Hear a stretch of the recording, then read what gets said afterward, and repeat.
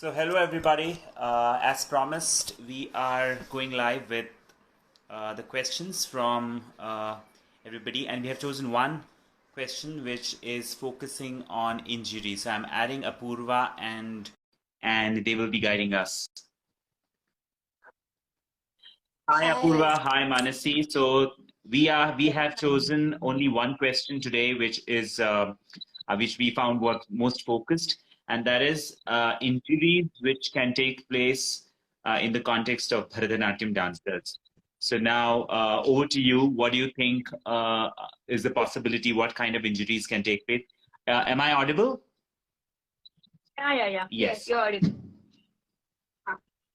So, sir, before talking about the injuries, I would first like to tell you that the Indian dance and especially Bharatnatyam has a rich history of 1,500 years. So, during that era, the modern concepts of anatomy, physiology, as well as biomechanics were not considered, and so the same strict as well as the rigid practice is still followed, which is one of the reason for the injuries.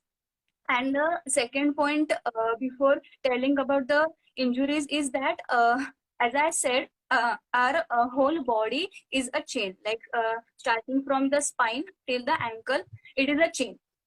So once a certain component of the chain disrupts, the whole chain might end. So, if you have pain in a certain joint, you don't have to neglect that.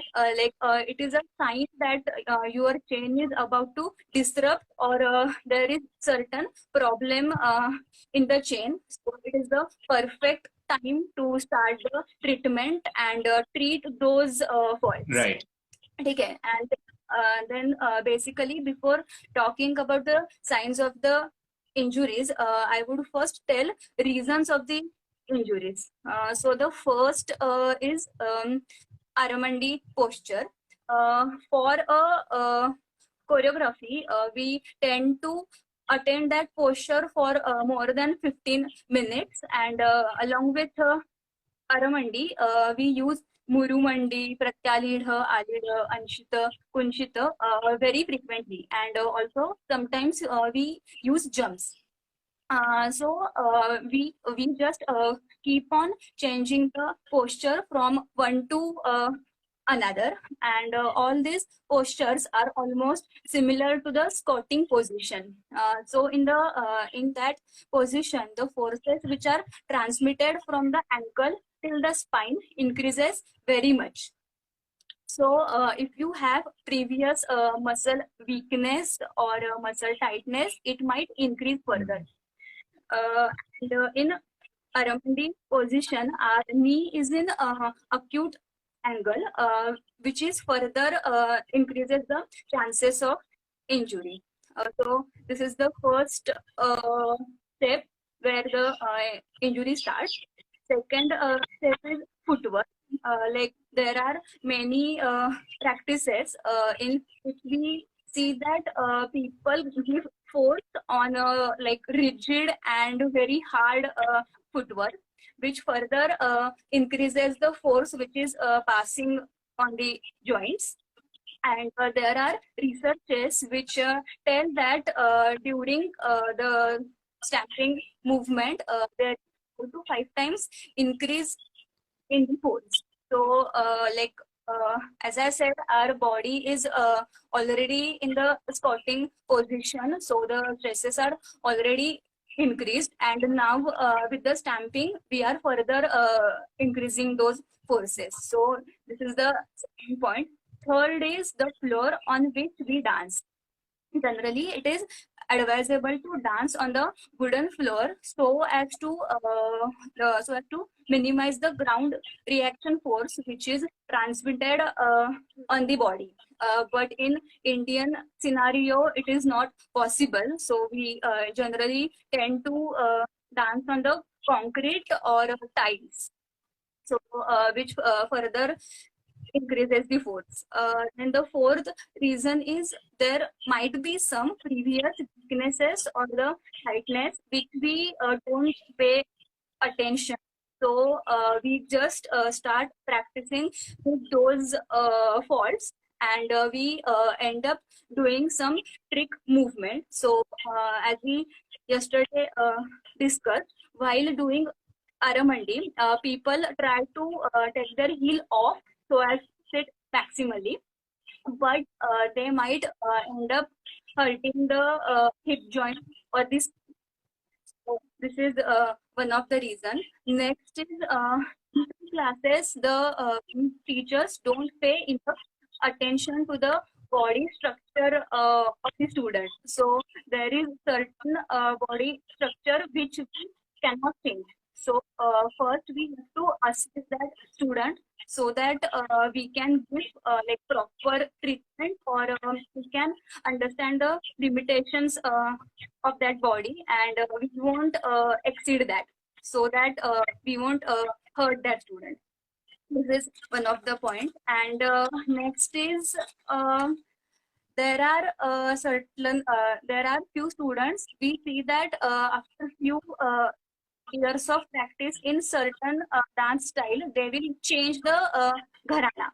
So there are many changes in the gharanas which we see, and so to adopt the new one, they will do again certain changes in the body, which is not very advisable. And the last point is, along with dance, sometimes we see that people play some sport. For example, taekwondo, badminton, tennis. So there are few sports which do not counterbalance the dance. Because the strength and rigidity which is required for certain sport, which might sometimes is not required in case of dance. So we are not basically balancing those forces and the muscle. So these are the basic points which we have to see before treating any injury, and if possible, we have to avoid such incidences in which we might end up hurting our body. So these are the reasons. Yeah. Now we will the Right. I think the last point I would like you to repeat again, because the range at this site probably was not good. I'm just trying to see where I can get best network. So the last point which you mentioned, can you repeat it again?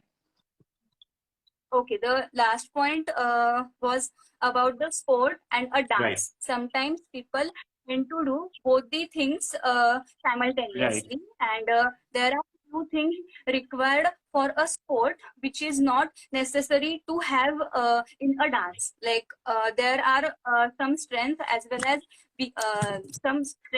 as rigidities which are necessary for a particular sport, but that is not necessary for a dance. Yes.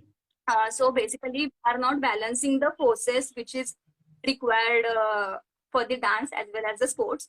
So we have to focus on that. Right. So would it be right to say that if physiotherapists help classical dancers to help to devise a certain assessment method, then if and when the students who take and conduct or take admission in a dance class, it would be smart for the teacher to do an assessment first when she takes admission, so the teacher exactly understands what is going to be the fitness level and what are going to be the pros and cons in disciplining the student in that particular methodology of classical dance forms.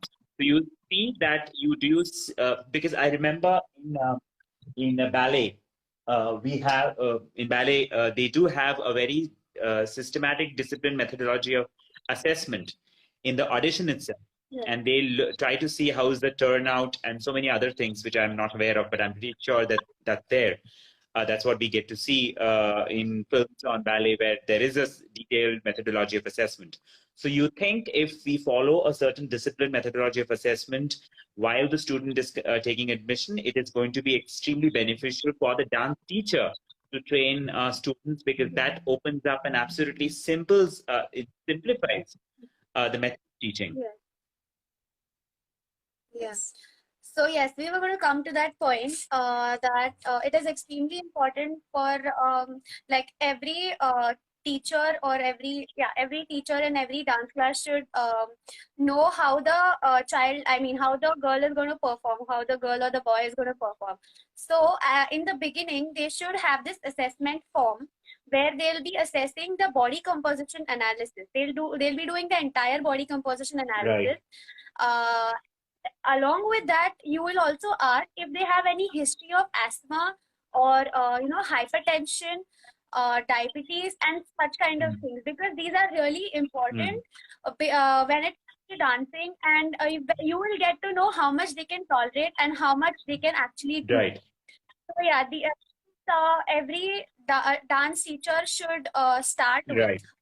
Yeah. Right. So basically, we are going towards a very disciplined methodology of assessment methodology, where it will be clear for the teacher as to how to train the dancers. Great, that was a wonderful answer, very detailed analysis of what it is.